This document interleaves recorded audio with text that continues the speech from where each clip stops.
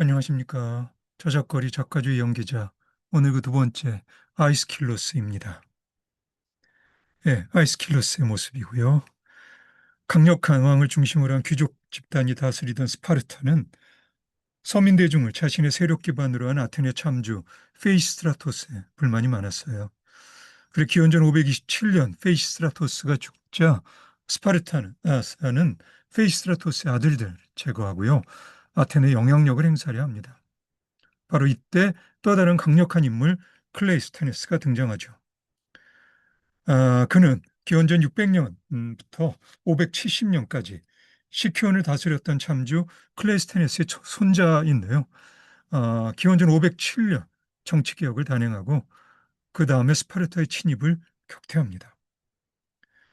클레이스테네스 개혁의 핵심은 도편 추방제도로 전제적 참지의 등장을 견제하는 한편 아테네 전체를 10개 부족으로 개편하고 시민들의 평등권을 보장하는 것입니다.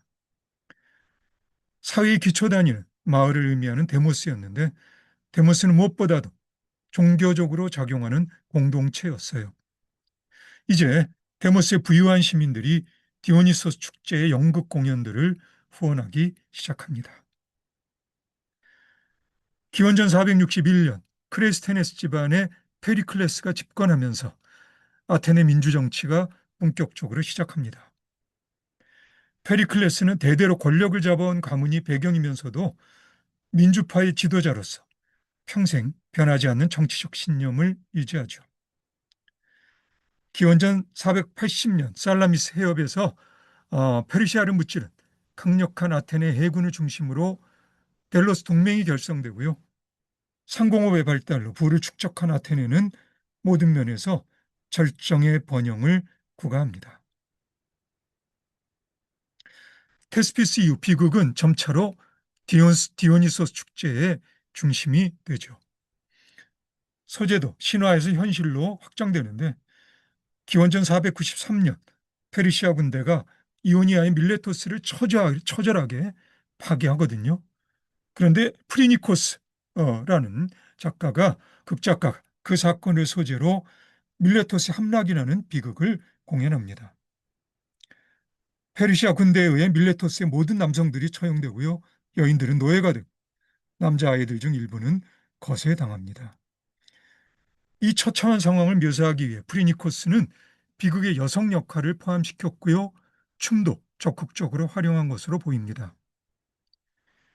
이 공연의 효과는 엄청나서 관객들은 연민과 공포에 몸서리쳤죠.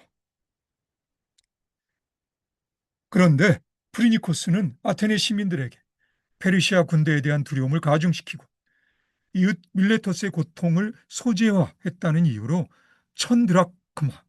천드라크메에 적지 않은 벌금을 물어야 했고요. 더 이상 이 작품의 공연이 이루어지지는 않게 됩니다. 지금 프리니코스의 모든 작품들은 실종되었고요.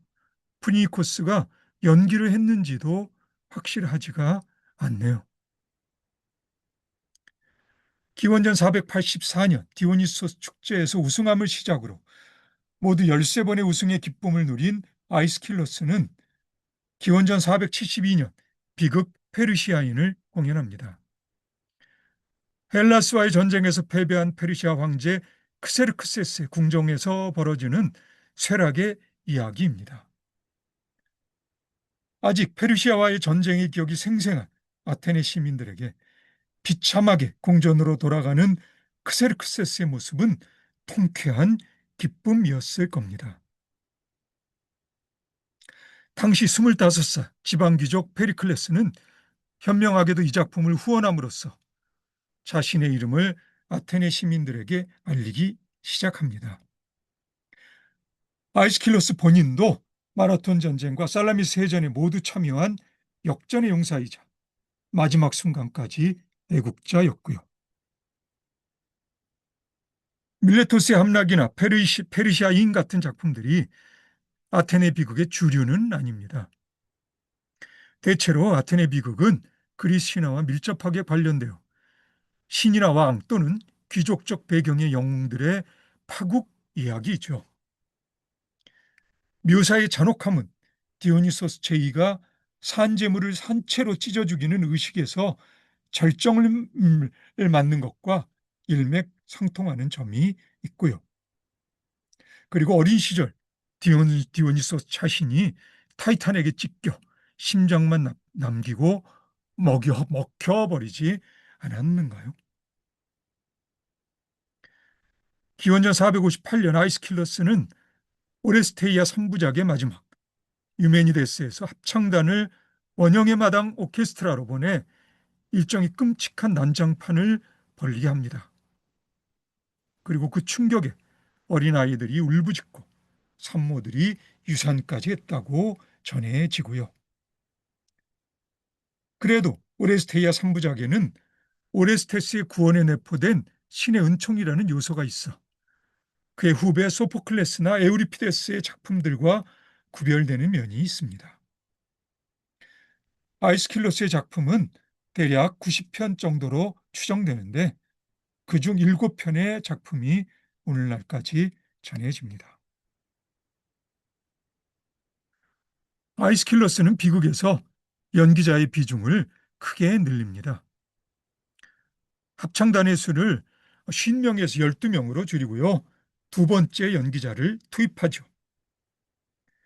이제 비극에서 두 연기자 사이에 사실감 있는 대화가 가능해집니다. 심지어 그가 세 번째 연기자까지 동원했다는 설이 있는데 일반적으로 그 공은 다음 세대 소포클레스에게로 돌려집니다.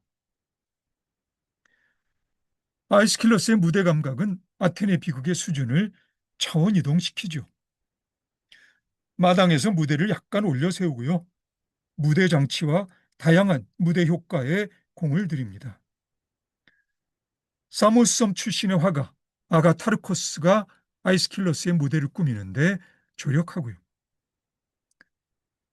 한편 연기자의 의상은 편안하면서도 우아하고 춤은 장엄합니다.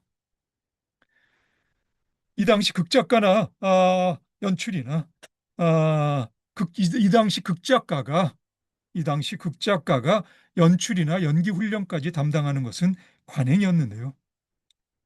아이스킬러스의 춤 안무는 특히 정평이 있었고요.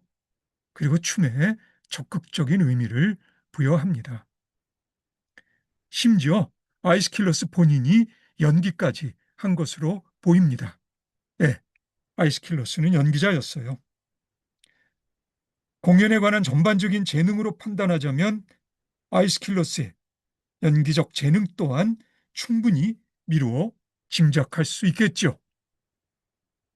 이로 미루어 아이스킬러스가 작가주의 연기자라 해도 과언이 아닐 듯, 예, 적어도 나에게는 과언이 아닐 듯 싶습니다. BC 496년경 아테네 근교 지방 유지 아들로 태어난 소포클레스는 좀 다릅니다. 소포클레스는 기원전 468년 디오니소스 축제에서 아이스킬러스를 제치고 비극에서 우승한 이래 도합 20차례나 우승하는데 그러니까 아주 훌륭한 비극 작가예요. 하지만 인물과 풍채가 좋았던 소포클레스는 원래 연기자의 뜻을 두었어도 목소리가 받쳐주지 못했다고 합니다. 그래서 소포클레스는 연기자는 되지 못했어요. 하지만 춤은 좀 달랐습니다. 소포클레스는 리라 연주에도 탁월했고요. 정말 환상적인 춤꾼이었다 합니다. 살라미스 해전에서 승리한 후에 온몸에 오일을 바르고 트로피 주위를 돌며 춘 춤은 전설로 전해집니다. 봉돌리기 제주에도 일가견이 있었다 하고요. 90살까지 사는 동안 소포클레스는 적어도 123편의 작품을 썼으며 그중 7편이 남아 있습니다. 소포클레스는 비극에 아직 남아있던 서사시 어투를 청산하고 아이스킬러스의 무대 효과를 한층 발전시킵니다. 가령 아이스킬러스가 오레스테이아 3부작에서 시도한 무대 배경막의 아이디어를 받아들이는데 무엇보다도 소포클레스는 합창단의 역할을 대폭 축소시키고요. 그리고 제3의 연기자를 등장시켜 이제 비극이 무엇보다도 연기자들의 예술이 되게끔 합니다. 소포클레스는 정치가 페리클레스와 뜻을 같이 한 오랜 동료였어요. 아이스킬러스의 작품에서도 그렇지만 소포클레스의 작품에서도 아테네의 법적, 정치적, 사회적 의미를 내포한 의미층들이 발굴됩니다. 그러나 여전히 비극은 처참하게 무너지는 영웅들의 파멸의 이야기입니다. 트라고이디아라 불린 오이디푸스 제2의 원초적 잔인함이 아이스킬로스를 거치면서 하나의 예술 형식으로서 정형화되고요. 소포클레스의 손길에 의해 좀 더 인간적인 모습을 띠게 되기는 하지만 그래도 여전히 비극에는 이미 예정된 파국으로 치닫는 거의 광기에 가까운 오기들이 브레이크 없는 자동차처럼 질주합니다. 비극의 이런 경향, 소포클레스의 12년 후배 에우리피데스에 의해 극단적인 양상으로 전개됩니다. 이제 영웅들의 파국은 거의 일상적인 차원에서 한 움큼의 귀족적 거칠애도 없이 냉혹하게 묘사됩니다. 92편 중의 작품 중에 17편의 작품이 남아있는 것으로 미루어 보아도 에우리피데스의 대중적 성공을 짐작할 수 있겠죠. 에우리피데스에 이르면 합창단의 역할은 거의 사라집니다. 단지 막과 막을 구분해주는 정도라고나 할까요? 네. 에우리피데스는 아이스킬로스나 소포클레스와는 달리 연기나 춤을 실현하거나 하는 법도 없이 한마디로 빡세게 리허설을 주도합니다. 그러니까 연기자라고는 전혀 할 수 없고요. 지금으로 하면 연극판이나 영화판에서 카리스마 넘치는 연출가나 감독의 원형이라고 할 법합니다. 네, 에우리피데스는 연출의 원형이라고 할 만한 그런 역할을 아주 빡세게 잘 수행했어요. 기원전 406년 에우리피데스는 소포클레스와 같은 해에 눈을 감습니다. 그리고 2년 후 기원전 404년 아테네는 기원전 431년에 시작한 펠로폰네소스 전쟁에서 스파르타에 무릎을 꿇습니다. 그리고 이제 아테네 비극은 그 절정의 막을 내리게 됩니다. 예, 그럼 오늘은 여기까지 할까요? 네, 네, 오늘 수고 많으셨고요. 그럼 다음에 다시 봅시다.